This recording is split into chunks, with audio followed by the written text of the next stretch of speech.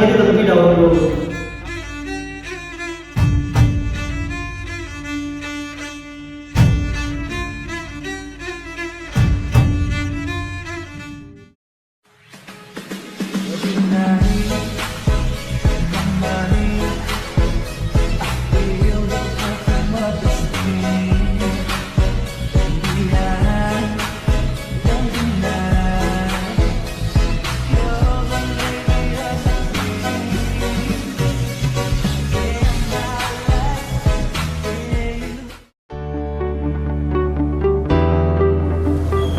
Assalamualaikum warahmatullahi wabarakatuh.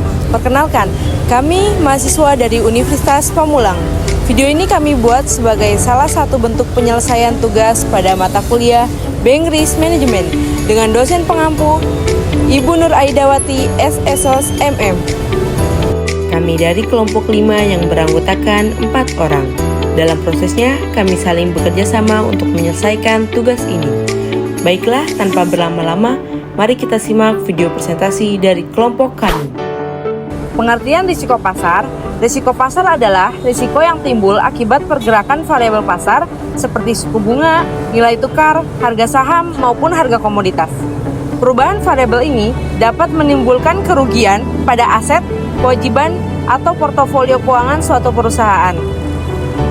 Risiko pasar ini bersifat sistemik karena dampaknya tidak dirasakan oleh satu perusahaan saja, tetapi juga dapat meluas ke sektor keuangan secara keseluruhan. Jadi teman-teman, sederhananya seperti ini. Risiko pasar adalah risiko kerugian yang muncul akibat perubahan kondisi pasar, bukan karena salah kelola, tetapi karena faktor luar yang tidak bisa kita kontrol. Misalnya, dolar akhir-akhir ini naik sampai 16.500 rupiah.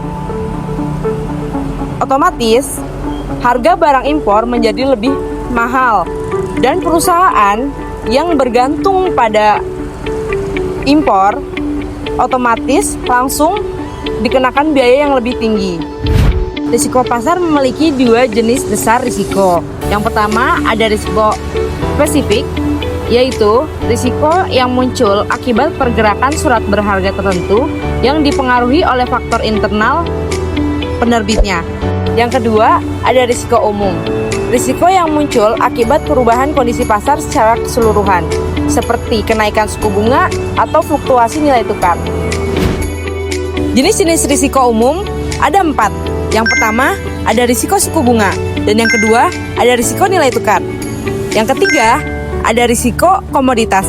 Dan yang terakhir, ada risiko ekuitas. Selanjutnya adalah karakteristik risiko pasar. Yang pertama dipengaruhi faktor eksternal, yaitu timbul dari fluktuasi suku bunga, nilai tukar, dan harga komoditas. Yang kedua bersifat sistematik. Yang ketiga sulit diprediksi, yaitu perubahan pasar sering terjadi secara tiba-tiba akibat faktor global. Yang keempat yaitu menimbulkan kerugian signifikan, yaitu perubahan kecil dapat berdampak besar pada aset dan kewajiban. Yang kelima mempengaruhi portofolio keuangan. Dan yang keenam yaitu berkaitan dengan volatilitas. Semakin tinggi volatilitas harga, semakin besar risiko yang dihadapi. Selanjutnya materi faktor penyebab risiko pasar. Yang pertama, fluktuasi ekonomi global. Yang kedua, perubahan kurs valuta asing.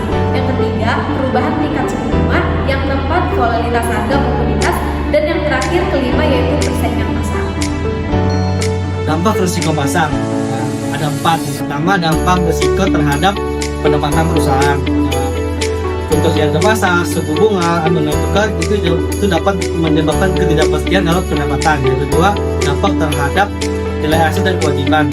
Risiko pasar juga sangat berpengaruh kepada nilai aset dan kewajiban karena turunnya harga saham atau obligasi yang dimiliki perusahaan tersebut itu menurunkan nilai investor, portofolio atau investasi. Dan yang ketiga, dampak terhadap arus kas atau likuiditas. Dengan turunnya nilai aset dan turunnya pendapatan itu juga dapat terganggu kepada arus kas operasional. Dan yang terakhir, dampak risiko terhadap reputasi atau kepercayaan investor atau nasabah. Dengan ketidakmampuan perusahaan mengelola pasar dengan baik, itu juga dapat menyebabkan penurunan kepercayaan kepada investor dan nasabah. Selanjutnya ada strategi mitigasi pasar. ada diversifikasi ekonomi pasar, menyebarkan resiko dengan memperluas pasar, dan menjangkau pasar baru. Kedua, ada hedging atau lindung nilai, melakukan lindung nilai dengan instrumen derivatif seperti forward, future, option, atau swap guna mengurangi exposure. Yang ketiga, ada riset pasar dengan analisis tren, melakukan monitoring kondisi ekonomi global, komoditas, kurs, dan maupun pergerakan suku. Terima kasih. Kita masuk ke bagian studi kasus pada PT Garuda Indonesia. Kasus yang pertama ada Garuda Indonesia menghadapi resiko pasar akibat volatilitas harga bahan bakar, yaitu menyebabkan resiko yang dihadapi pada Garuda Indonesia, kenaikan harga minyak dunia berdampak langsung pada biaya aftur. Jadi kesimpulannya, manajemen risiko pasar melalui hedging membantu Garuda menjaga stabilitas pasar. Kesimpulan mitigasi risiko pasar yaitu risiko pasar merupakan salah satu risiko utama dalam perbankan dan bisnis yang timbul akibat variabel eksternal yang suku bunga, nilai tukar, harga komoditas, dan saham.